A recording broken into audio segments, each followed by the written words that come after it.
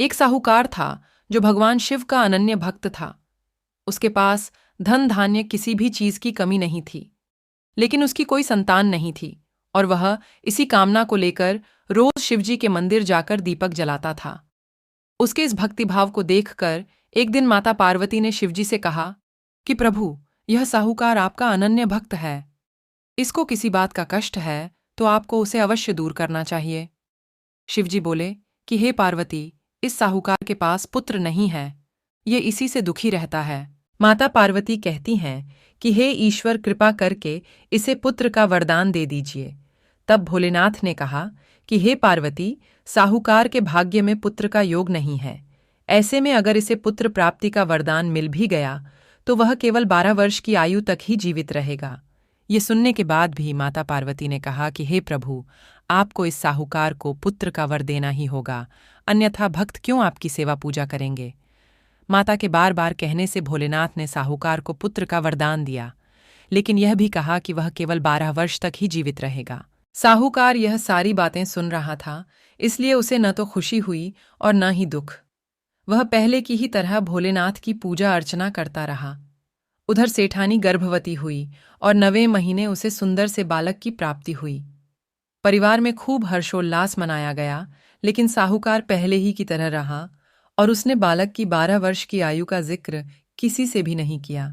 जब बालक 11 वर्ष की आयु हो गई तो एक दिन साहूकार की सेठानी ने बालक के विवाह के लिए कहा।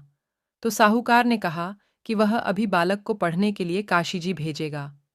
इसके बाद उसने बालक के मामा जी को बुलाया और कहा कि इसे काशी पढ़ने के लिए ले जाओ और रास्ते में जिस भी स्थान पर रुकना, वहां यज्ञ करते और ब्राह्मणों को भोजन कराते हुए आगे बढ़ना।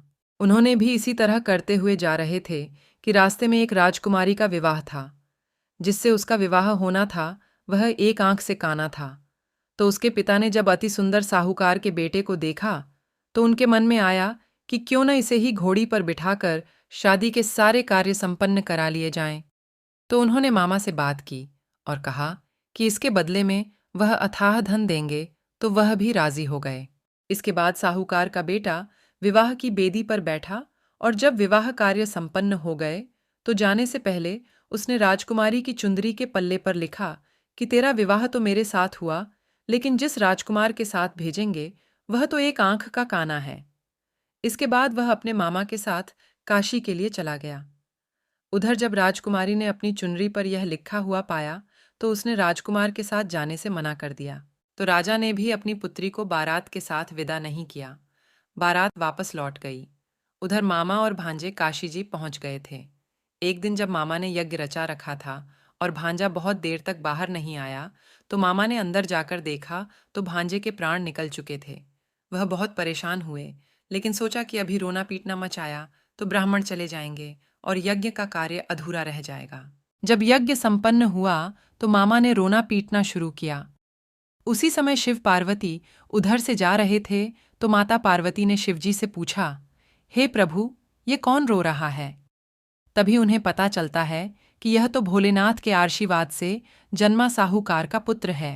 तब माता पार्वती कहती हैं कि हे स्वामी, इसे जीवित कर दें, अन्यथा रोते रोते इसके माता पिता के प्राण निकल जाएंगे।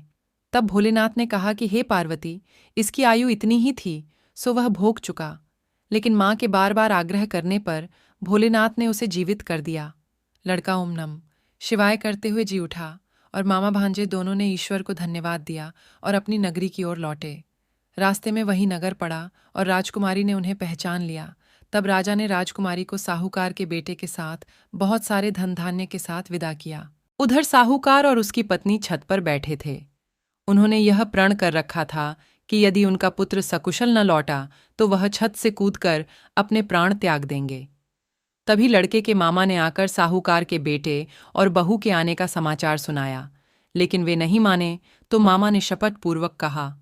तब तो दोनों को विश्वास हो गया और दोनों ने अपने बेटे बहू का स्वागत किया। उसी रात साहूकार को स्वप्न ने शिवजी ने दर्शन दिया और कहा कि तुम्हारे पूजन से मैं प्रसन्न हुआ। इसी प्रकार जो भी व्यक्ति इस कथा को पढ़ेगा या सुनेगा, उसके समस्त दुख दूर हो जाएंगे और मनोवांछित सभी कामनाओं की पूर्ति होगी।